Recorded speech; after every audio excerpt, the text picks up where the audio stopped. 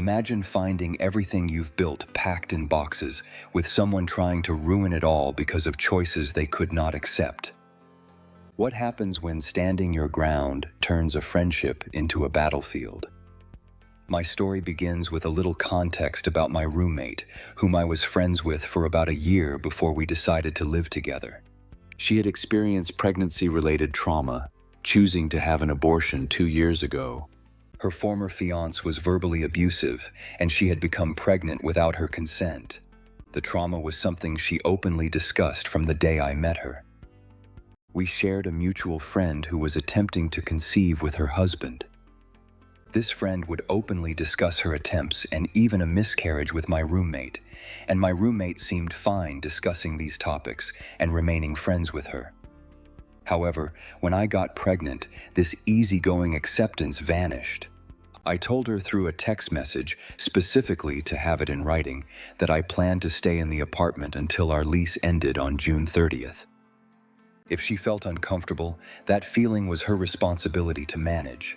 She could make arrangements with the landlord if she wished. Her response was a telling silence, save for a dismissive phrase familiar to fans of a reality TV show. After that, the tension at home grew palpable. We only spoke once more when I asked her to move her car so I could take out the trash bins, which she agreed to do but then didn't, leaving me scrambling the next morning. She frequently invited guests, including a former friend I had fallen out with, seemingly to antagonize me by replacing our photos in the apartment with ones of her and this friend. I won't deny matching her pettiness a bit, taking my microwave, toaster, and putting up an ultrasound picture briefly before feeling guilty and removing it. For the most part, I retreated to my room, avoiding her completely. When my mom visited, we stayed locked in my room to steer clear of confrontation. The situation took a surprising turn when she moved out unexpectedly on May 8th, taking several of my things, blocking me in the driveway for hours, and refusing to pay back the shared costs for a couch and utilities. Her reasoning? She accused me of bullying her out of the house, claiming I was hostile to her friends. This puzzled me, as I had barely spoken to her for over a month. Despite these accusations, I was prepared to let go of the financial losses just to have her gone. What she left behind was a mess, rotting food in the fridge, holes in the wall, and a chewed-up cabinet left by her dog. To my surprise, she still paid rent for June. Before our conflict, another friend needed a place to stay during his residency for a physician's assistant program.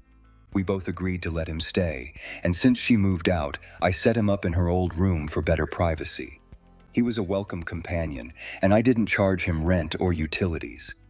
But 2 weeks before the lease ended, my roommate and her dad used a spare key to enter the apartment while I was out and only left after a short visit. She then emailed the landlord, accusing me of illegal subletting and demanding reimbursement for rent paid in May and June. Our landlord, though, was on my side, recognizing her unreasonable demands as a non-issue for him to solve. She later engaged me directly, copying her parents in an email laced with allegations that my friend was a trespasser. She demanded reimbursement and claimed to have good authority on rule violations. But as a fellow attorney, I knew our lease terms well. Guests were not prohibited, and even occupancy limits didn't warrant damages owed between co-lessees. I responded in kind, countering her claims and asserting my rights. I reminded her of the texts where she agreed on matters related to the apartment. I also pointed out how her retaliation seemed an effort to financially abuse me after I resisted her pressure to end my pregnancy.